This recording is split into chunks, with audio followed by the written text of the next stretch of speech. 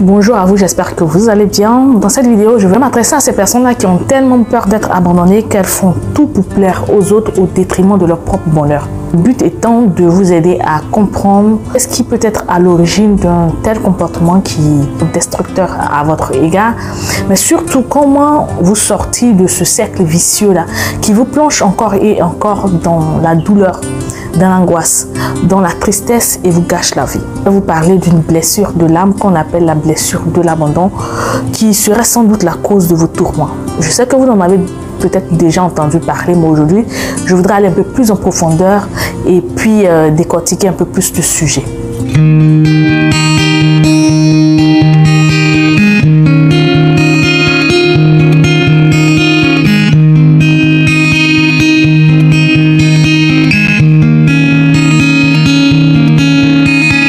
Bonjour à vous, je suis Marie-Lise Baïkoro, je suis accompagnatrice en guérison des blessures de l'âme ou des blessures intérieures si vous voulez. Bienvenue à vous sur ma chaîne YouTube. Ici, je vous aide par la spiritualité à trouver en vous-même les clés pour résoudre les problèmes ou les difficultés qui vous empêchent de déployer votre plein potentiel et d'atteindre votre épanouissement personnel. Vous savez, nous faisons tous au cours de notre vie face à des blessures émotionnelles qui, lorsqu'elles ne sont pas résolues ou lorsqu'elles ne sont pas guéries, peuvent rendre notre âme malade et faire de nous des personnes fragilisées, donc incapables d'être résilientes face aux douleurs et aux peines que la vie va nous infliger parce que nous allons tous passer par des moments de difficulté. Et c'est la raison pour laquelle il est vraiment important de se donner les moyens de reconnaître les blessures dont on souffre pour amorcer un processus de guérison intérieure. Si vous savez que vous êtes une personne qui n'aime pas montrer ses vulnérabilités et qui pense qu'être fort, c'est nier ses fragilités, de grâce, cherchez à vous détacher de cette mentalité-là. Parce qu'elle va finir par vous empêcher de chercher des solutions aux blessures qui vous empêchent d'avancer. Elle va vous empêcher d'évoluer dans votre vie et pire, elle va vous empêcher de vivre pleinement la vie que Dieu vous a réservée sur terre. Encore, on va rentrer dans le vif du sujet. Qu'est-ce que la blessure de l'âme qu'on appelle la blessure de l'abandon? On va commencer par définir ce que c'est qu'abandonner. Donc, abandonner une personne, c'est la quitter, c'est la laisser, c'est la délaisser. Et c'est le cas par exemple des personnes qui dans leur enfance ont été quittées, ont été laissées ou négligées par l'un ou par leurs deux parents. Ou bien ce sont des personnes qui ont perçu le comportement de leurs parents comme de l'abandon.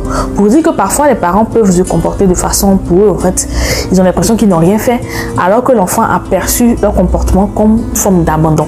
Avec ces enfants-là, l'attachement ne s'est pas bien fait avec les parents, ok, qui pour une raison ou une autre n'ont pas su sécuriser leur enfant en lui apportant l'attention et l'affection ou bien même les preuves d'amour dont il avait besoin pour grandir de façon saine et se sentir en sécurité, se sentir aimé.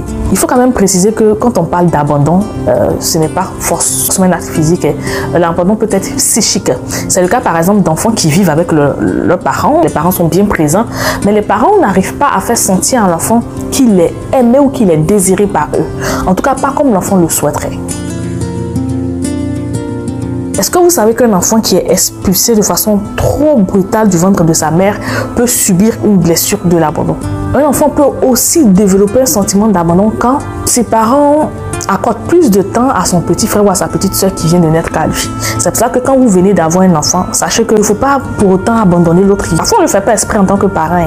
Mais quand on a un nouvel être qui arrive directement, on va mettre de côté notre enfant. Le premier, on va se dire, le second, il a plus besoin de nous que le premier. Alors que ce n'est pas forcément le cas. Le premier, lui, il vous a connu, c'est ce qu'on appelle l'affection. Donc, si vous ne lui en donnez pas, cela peut avoir des répercussions sur son développement émotionnel, sur son développement psychologique et même sur son âme. Voilà. Ensuite, tant qu'enfant, on peut développer une blessure de l'abandon quand on a des parents qui travaillent un peu trop et qui n'ont pas le temps à nous consacrer. C'est là que je parlais de parents qui sont là physiquement, mais qui ne sont pas là d'un point de vue psychique. C'est-à-dire que l'enfant se sent abandonné, il se sent délaissé, bien que ses parents soient près de lui. Il y a aussi le cas d'enfants qui ont mal vécu le décès d'un ou de leurs parents, des enfants qui ont été très tôt livrés à eux-mêmes, voilà, parce que peut-être que les parents étaient indisponibles ou qui ne vivaient pas avec leurs parents, mais avec des personnes tierces. Les enfants qui vivent dans les internats un peu trop jeunes, c'est-à-dire qui sont placés dans les internats un peu trop jeunes, peuvent aussi développer des blessures de l'abandon, avoir l'impression que les parents se sont débarrassés d'eux. Et puis, il y a aussi des enfants qui ont mal vécu la séparation de leurs parents qui peuvent développer une blessure de l'abandon. Bref, il existe plusieurs cas, mais j'ai préféré citer ceux-là. Donc, pour tous ceux qui me regardent, si vous avez d'autres exemples, vous pouvez les mettre en commentaire, ça va enrichir vos connaissances. Je tiens quand même à préciser que toutes les personnes qui ont vécu un abandon ne vont pas forcément subir une blessure de l'abandon. Il y a une différence entre vivre un abandon et puis on subit une blessure due à cet abandon-là. Là, va dépendre de la résilience et de la personnalité de chacun d'entre nous. C'est pour cela que vous allez voir que deux enfants vont subir une blessure de l'abandon. Donc, on ne peut pas être résilient de la même manière face à ces blessures-là. Maintenant, quelles sont les conséquences qu'une blessure de l'abandon peut avoir sur un enfant? Donc, une personne qui a été victime d'une blessure de l'abandon et qui n'a pas guéri va avoir tendance à se sentir seule, même si elle est physiquement entourée. Elle va se sentir abandonnée, même si ce n'est pas forcément le cas. Elle va se sentir pas aimée, en insécurité affective et va être angoissée à la simple idée d'être séparée des gens qu'elle aime, et elle va développer une peur irrationnelle de se retrouver seule. Peur irrationnelle qui va la faire agir de façon très bizarre aux yeux des autres qui ne vont pas forcément la comprendre. Donc, pour ne pas rester toute seule, la personne qui est en train de subir cette blessure-là va utiliser tous les moyens à sa disposition pour se faire remarquer, pour garder l'attention des autres sur elle, pour chercher leur approbation. Malheureusement, ce trop grand besoin d'attention va émotionnellement fatiguer et épuiser les autres autour d'elle qui auront tendance à la fuir. Cela va accentuer son mal-être et la plonger dans un cercle vicieux qui pourrait la conduire à faire une dépression sur le long terme. La personne qui est victime d'une blessure de l'abandon agit comme cela. Pourquoi? Parce qu'elle manque de confiance en elle. Elle ne s'aime pas assez et elle pense qu'elle ne mérite pas d'être aimée par les autres et qu'ils finiront toujours par la quitter parce qu'elle n'en vaut pas la peine. C'est triste, mais beaucoup de personnes pensent comme cela sans forcément le reconnaître. De plus, les personnes victimes de blessures d'abandon vont se considérer chaque fois comme des victimes, elles vont tout prendre personnellement. Ce sont des personnes qui sont vraiment jalouses dans toutes les relations, que ce soit les relations amoureuses, les relations amicales, les relations familiales, les relations professionnelles.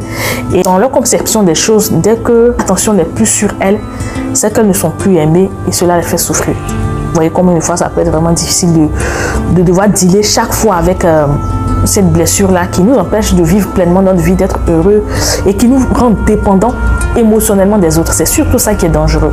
Maintenant, comment guérir de la blessure de l'abandon? Il n'y a pas de méthodologie type pour emmener une personne qui souffre d'une blessure de l'abandon à guérir, dans la mesure où chaque être humain est différent. Donc, pour une personne A ou une personne B qui sont en train de souffrir d'une blessure de l'abandon, on ne va pas utiliser forcément la même méthode, en tout cas de façon spécifique. Néanmoins, il y a des attitudes générales qu'on peut adopter pour amorcer un processus de résilience et de guérison intérieure. La qualité ultime pour guérir d'une blessure, qu'elle soit de l'abandon ou du rejet ou ce que vous voulez, en tout cas une souffrance intérieure, c'est l'humilité, la capacité de reconnaître qu'on est blessé et qu'on a besoin de guérir. Dans ce genre de cas-là, l'ego est votre pire ennemi. Mettez votre ego de côté si vous sentez que vous êtes en train de souffrir de cette blessure-là par rapport à ce que j'ai dit un peu plus haut. Donc on comprend aisément que quoi il est écrit dans la Bible, l'humilité précède la gloire et que l'orgueil précède la ruine. La seconde étape, c'est de chercher de l'aide. Parce qu'une chose est de reconnaître qu'on est malade et une autre est de vouloir guérir de ce qui nous rend malade. Voilà, donc c'est la partie la plus difficile parce que pour la surmonter, il faut une volonté de faire et il faut de la discipline. Au fur et à mesure que vous serez en train de guérir, vous risquez, si vous n'avez pas cette volonté de faire là, de laisser tomber. Parce que c'est vraiment difficile de faire face parfois à son passé, à des moments difficiles, à des moments compliqués de notre vie, de retourner parfois en arrière. Ce n'est pas facile si on n'a pas cette envie-là de guérir. On peut repousser chemin ou laisser tomber les choses. Et il faut comprendre que les autres ne vont pas vous guérir à votre place. La guérison vient de l'intérieur. Elle vient de vous. Il peut y avoir des personnes qui vont vous soutenir, qui vont vous donner des conseils, qui vont vous accompagner. Mais ce ne sont pas ces personnes-là qui vont vous guérir. Ce n'est pas possible. La guérison doit venir de vous. Le troisième conseil que je vais vous donner, pour guérir d'une blessure de l'abandon, c'est de vous faire accompagner parce que seul, ce n'est pas évident. Je vous parlais tantôt d'avoir une volonté de faire. Si vous êtes seul, ce sera compliqué. Quand je parle de seul, vous pouvez avoir une thérapeute, certes, mais il faut des personnes autour, si vous avez la possibilité, qui seront là pour vous écouter, qui seront vraiment des oreilles attentives, des oreilles bienveillantes pour vous accompagner. C'est vraiment important. Ne vous renfermez pas dans cette décision de guérir des blessures internes par peur qu'on sache que vous êtes blessé ou par peur qu'on voit un peu votre vulnérabilité. Je pense que j'ai fait le tour de la question d'un point de vue holistique. Je vais vous donner rendez-vous pour une prochaine vidéo où on va prendre des cas pratiques, voilà, et puis essayer d'aider ces personnes-là à s'en sortir.